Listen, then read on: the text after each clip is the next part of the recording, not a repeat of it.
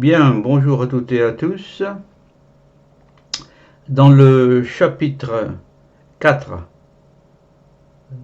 de l'industrie du commerce et du travail, après avoir vu le système de la corruption qui est bien réel et qui, au niveau mondial, donc, a été chiffré par l'OCDE, Organisation de coopération et de développement économique, et une autre instance aussi, à près de 1 milliard d'euros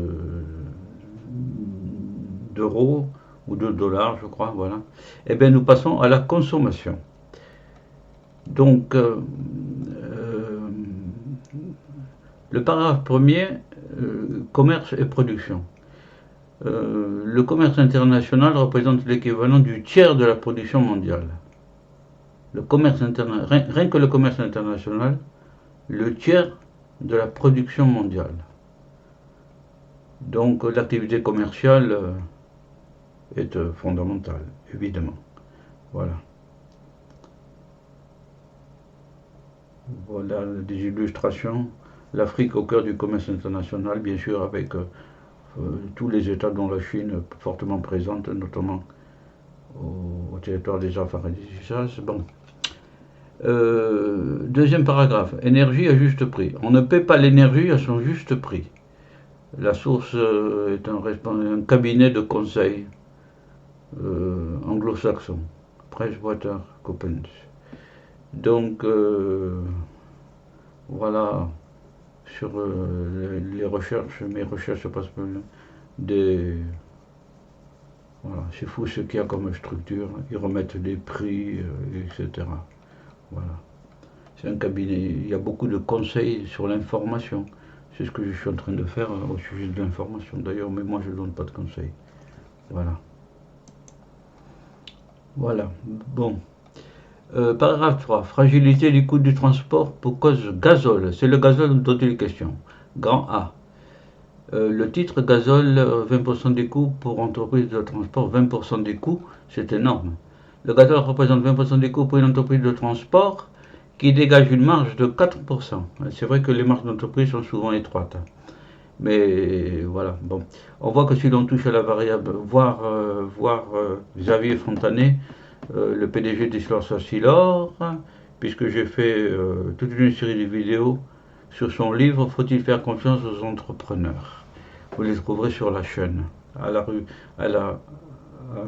la section entreprise.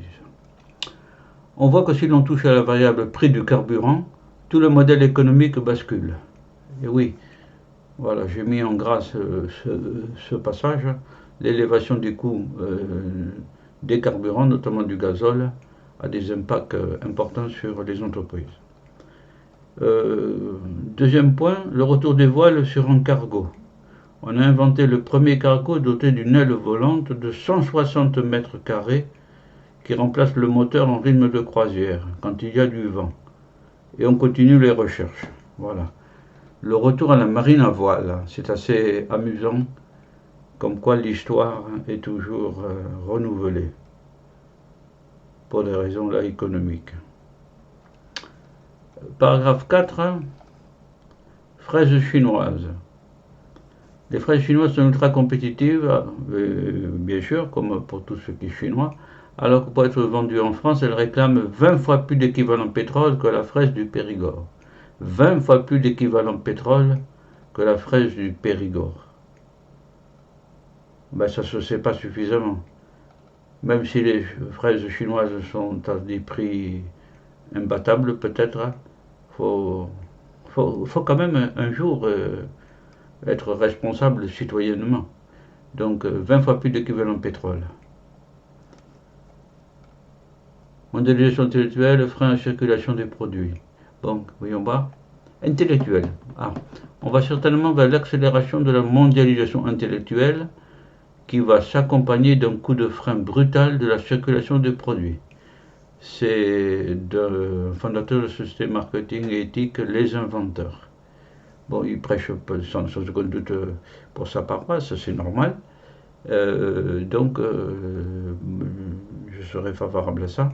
Les idées avant tout, frein brutal de circulation des produits. Ça, c'est moins sûr. Mais bon, si des idées conduisent à la production de nouveaux produits, les anciens seront perturbés. Le retour à la consommation locale. Dans les 20 ou 30 ans qui viennent, les logiques de proximité vont reprendre le dessus. C'est en cours déjà, voilà, avec le commerce local.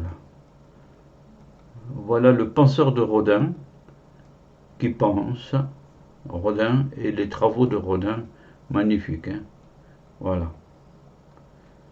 Pensez, pensez. Application de ce qui est ci-dessus. Un bureau d'études, alors le bureau d'études spécialistique à l'école polytechnique de Lausanne. L'avenir est à des organisations composées d'un bureau d'études dans un pays et de multiples unités de production basées à proximité des zones de consommation. Voilà. L'Institut, voilà cette école polytechnique de Lausanne. Et il y a des chercheurs, il y a des publications, il y a des traités, etc. Voilà. C'est fou ce qu'on pense. Voilà.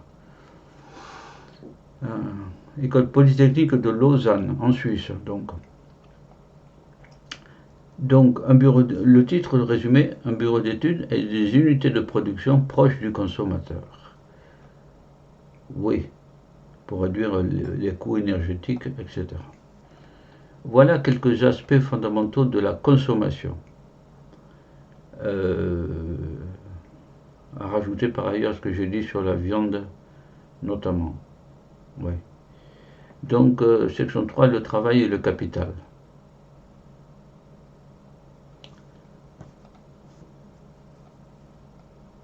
Résumé. Résumé de tout ce qui suit. Donc, la mondialisation conduit à une globalisation de la rémunération du travail et du capital. Oui, globalisation au niveau mondial. Hein, donc, on en revient à Marx, le capital. La valeur du travail baisse et celle du capital, ça croît partout. Ça, c'est certain. Le marxisme est plus que jamais d'actualité. Voilà. J'ose dire cette phrase-là. Ouais. Bon. France, en 1870, le PIB français était voisin de celui des États-Unis. Aujourd'hui, il est équivalent à celui de la Californie, un seul État. Donc, 1870. Voilà. Bon, les États-Unis se sont évidemment fortement développés. Bon, 1870 donc. 1870, le siège de Paris par Meissonnier.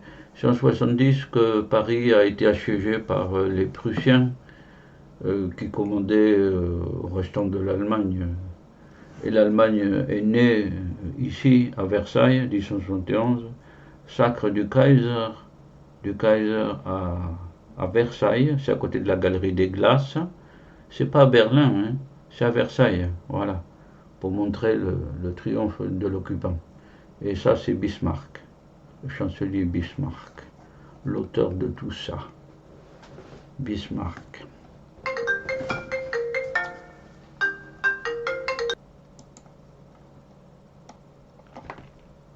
Oui, donc nous passons au paragraphe 3. L'Europe.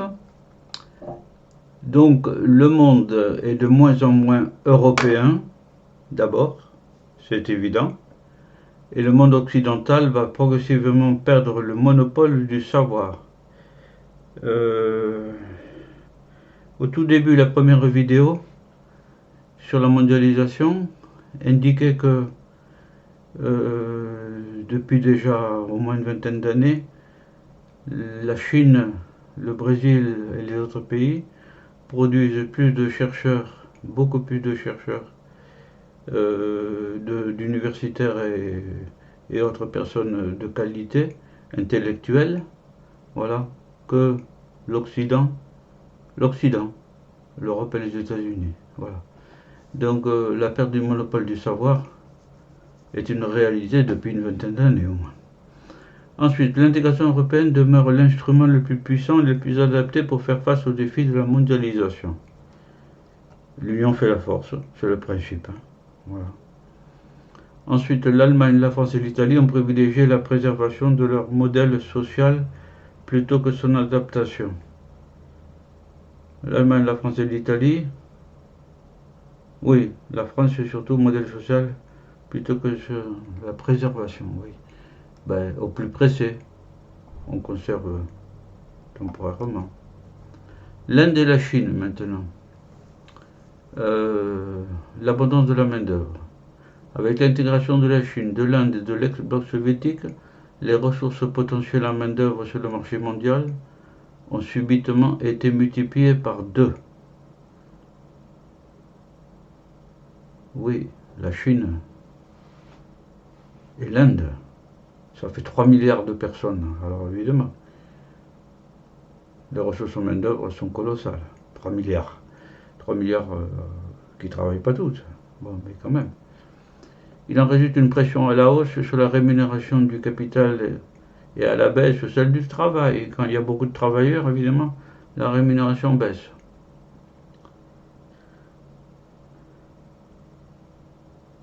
Grand B. La progression rapide du pouvoir d'achat et l'émergence d'une nouvelle classe moyenne, la Chine, on a vu les Chinois à Paris, hein, chez Chanel, Dior, Yves Saint Laurent, etc. Dans ces pays, ils vont très vite se traduire par un marché de plusieurs centaines de millions de consommateurs. Oui. Et oui, évidemment, ce sont des marchés. Mais pour ce qui est de la Chine, c'est un marché en partie protégé par le pouvoir.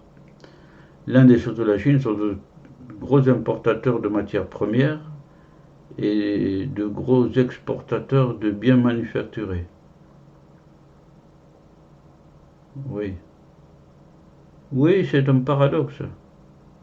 Enfin, bon, évidemment, la volonté d'une nation, c'est de vendre des produits à valeur ajoutée élevée. Donc, cesser d'exporter des bananes, mais vendre des produits faits avec des bananes, quoi. Voilà. Bon. Et donc, forcément, on importe des matières premières pour ça. Voilà. Bon. L'opinion de l'OIT maintenant, en trois diapositives, je crois. Source, c'est un directeur de l'OIT, Guy Ryder, anglais, syndicaliste, s'inquiète. C'est un syndicaliste. Organisation nationale du travail. Voilà. Voilà les réunions de l'OIT. Voilà un timbre qui a été émis. Voilà d'autres réunions. Votre histoire. Il publie beaucoup, même un que sais-je. Voilà. L'opinion de ce directeur, voilà ce qu'il dit. Austérité. Les politiques d'austérité de l'après 2008 ont généré des problèmes sociaux. Évidemment, quand la politique est austère, c'est un vaste débat, énorme ça. En tout cas, faut injecter de l'argent pour faire travailler les gens, quoi. Ceux-ci ont débordé sur le politique par le Brexit et Donald Trump. Évidemment, les problèmes sociaux peuvent générer des débordements, évidemment. Toutes les révolutions étaient basées sur ça. Ensuite, le travail a évolué vers plus de précarité, y compris par celui des enfants. C'est malheureux, c'est triste de voir des enfants, voilà.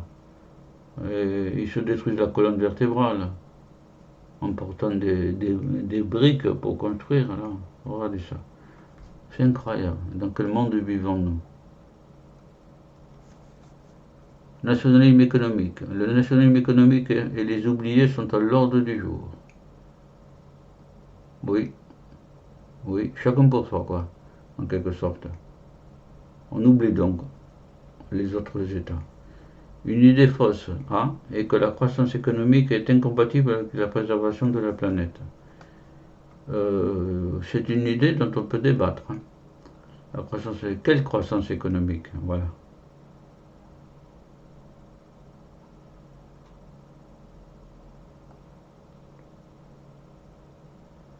Voilà pour l'OIT et cette opinion de ce directeur de l'OIT.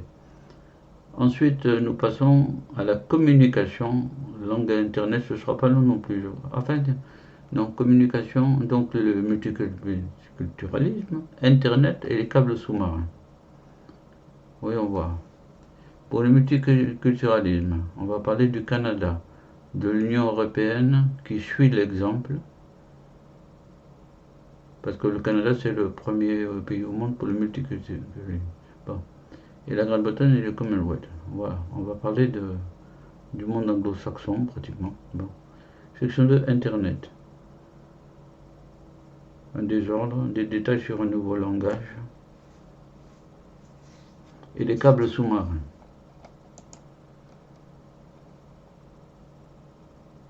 On va voir ça. Multiculturalisme. Le Canada.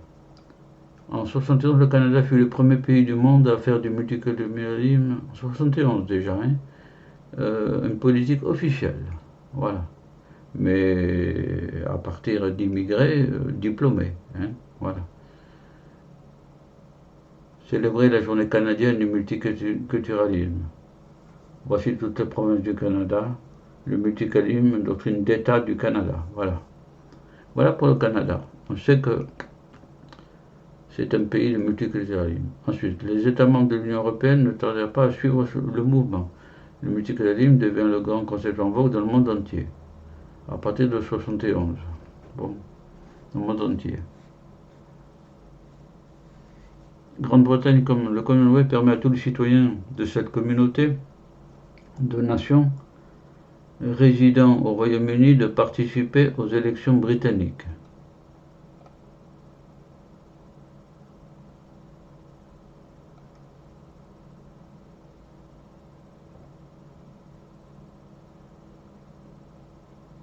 Ben, c'est bien. C'est bien ça. Voilà. Ensuite, section 2, Internet. Vous voyez voir le résumé. Au 19e siècle apparaissent les fiches de description des livres. Ah bon. Au 19e siècle sont apparues les fiches de description des livres qui ont permis de mettre de l'ordre et que l'on pouvait consulter en bibliothèque pour s'orienter, notamment en France donc. Voilà, fiches de description des livres, c'est bien ça. À l'heure actuelle, Internet est en désordre. Les seules recherches possibles se font en plein texte, sans classement. C'est une régression. Les autres recherches possibles se font en plein texte, sans classement. Oui, sans classement, oui. C'est une régression. Il peut y avoir des classements par ordre pour vendre. Vous cherchez un livre sur le désordre écologique, idéologique, et on vous en suggère plusieurs. Voilà. Mais c'est pas intellectuel, c'est commercial.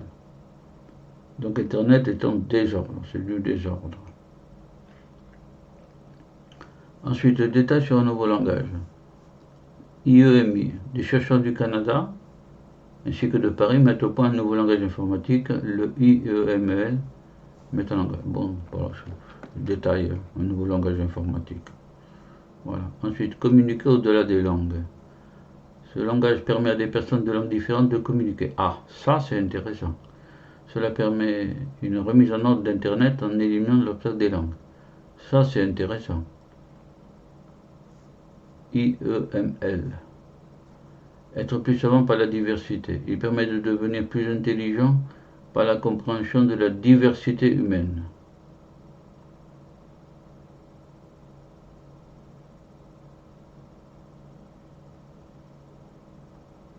Vocabulaire. Intelligence collective, c'est-à-dire une mise en connexion de tous les savoirs. C'est du vocabulaire. Et maintenant les câbles sous-marins. Voir aussi le module écologie, programme océan. Donc écologie, là je détaille tout ça de manière plus importante. Ensuite, une grande partie du téléphone et Internet transite par les câbles sous-marins, au fond des océans, là, et au fond. Hein, c'est posé par une machine spéciale jusqu'à une certaine profondeur, je ne me souviens plus. En tout cas, le plateau continental, bien sûr, mais même plus bas. Et pour les grandes profondeurs, le câble est lâché. Ça tombe, voilà.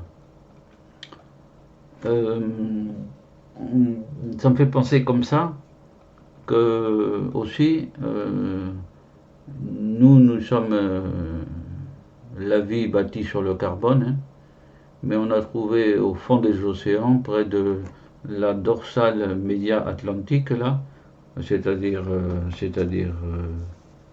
ici, là, ici, des matériaux chauds qui remontent, c'est du soufre, et on a découvert une forme de vie, des bactéries, bâties sur la chimie du soufre, et pas du carbone. Ça veut dire qu'ailleurs, dans le système solaire, hein, ou dans les galaxies, il peut y avoir d'autres formes de vie qui ne sont pas basées sur le carbone. Bon, curieux. Bon. Ensuite, l'un d'eux fait 40 000 km de long pour aller de l'Europe au Pacifique. Eh bien, au total, il y a plus de 400 000 km de lignes dans l'Atlantique et la Méditerranée. Eh bien, quand on changera encore de technique dans quelques années ou décennies, il faudra retirer tout ça. Parce que ça pollue, c'est des formes de pollution quand même. Technique. Ils sont posés par des navires câbliers qui transportent des câbles, notamment par France Télécom Marine. Profondeur. Peuvent être posés en dessous de 2000 mètres. Au-dessous, les câbles endommagés sont relevés par des grappins. Quand il y a des dommages. Ensuite, un séisme sous-marin peut endommager les câbles. Ah oui, cela a été le cas par exemple de Taïwan. Il a perturbé toutes les activités, notamment financières. Il peut y avoir des séismes.